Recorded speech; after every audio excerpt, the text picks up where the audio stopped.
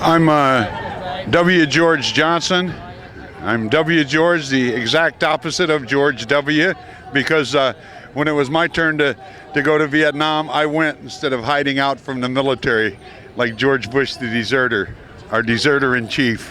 What year did you go? I was in Vietnam in 1965, 64 and 65. I was in the U.S. Navy. I was in the Gulf of Tonkin. And how did you feel about the war then? Well, I was a sailor and I was doing what I was supposed to do, but I just happened to be in the Gulf. I was part of the destroyer squadron that also contained the Turner Joy and the Maddox, which were the two ships involved in the so-called Gulf of Tonkin incident. We were relieved in the Gulf of Tonkin by the division that those two ships were in, and halfway back to the U.S. we had to stop because they allegedly were fired upon by North Vietnamese ocean-going torpedo boats. I had a top secret clearance and I went into all the publications, everything I could find, and I could find no references to any ocean-going torpedo boats of that type that were in the North Vietnamese Navy. So I started to suspect that it was kind of like a put-up job. And when the Turner Joy and the Maddox got back, because I was a radar operator and had gone to school with some of the radar operators on those ships, we got together and I asked them what happened, and they go, "What torpedo boats?" So for 25 years I went around telling people it was all a put-up job, and people would look at me and go, "What are you smoking? You're some kind of lefty crazy vet," and nobody believed me. And then lo and behold, we found out that it was a put-up job.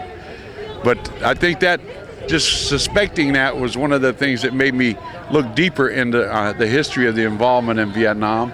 And I found out a lot of things that turned myself around. And by 1967, I was marching in my first anti-war protest, which was a demonstration outside the Selective Service Board, the draft board in Long Beach. But I also was working at the post office, and there were a lot of anti-war students and people who worked there, so they educated me real well. And I've been doing it ever since. And like that old gospel song says, I ain't gonna let nobody turn me around until there ain't no more war vets. I guess you could probably say I haven't been doing too good a job lately, but I'm still trying. You've been a committed anti-war activist ever since? Yes. What else do you do? Do you do draft counseling? I've done all those kind of things. I mostly spend most of my time working with Vets for Peace, and I'm on the National Board of Directors of Veterans for Peace, and so most of my time is dedicated to working with this organization, and I just fit well there. But I'm retired, so I get plenty of time to do it. But when I was working, I was active in my union and all that, because all these things are tied together. Workers don't have jobs, and their kids don't have schools, and people don't have health care because they spend all this money on the militarization of this society and the world. So, that's what I'm about. I got 6 kids. None of them ever went in the military. I got eight grandkids and a 9th on the way, and I hope none of them ever do either. What do you think of this war in Iraq?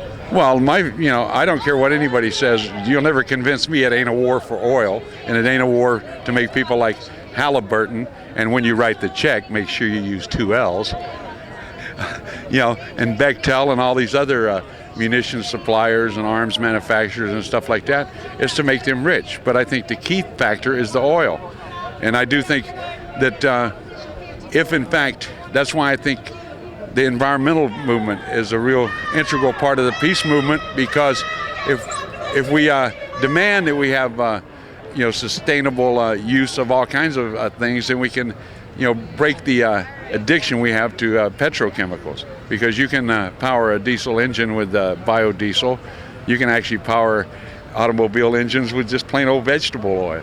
And so if we do all those kind of things and adopt solar and all kind of other things, then we're also fighting the military machine.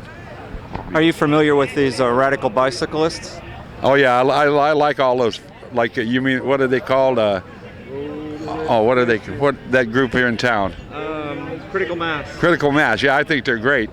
And And I've actually been caught in a couple of the things where I had to sit there in traffic, but I just sat there laughing while I watched all these other people getting angry enough to kill somebody over being late home a half an hour.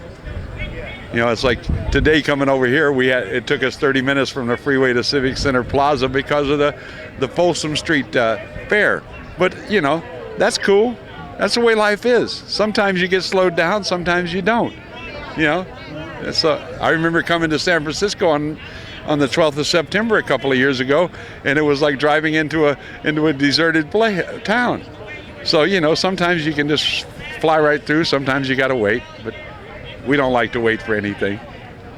You think the bicyclists are part of the anti-war movement?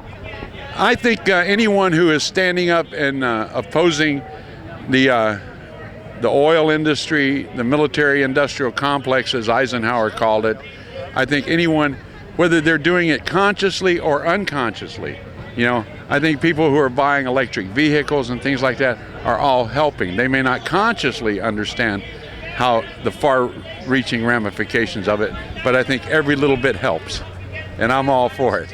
Thank you very much.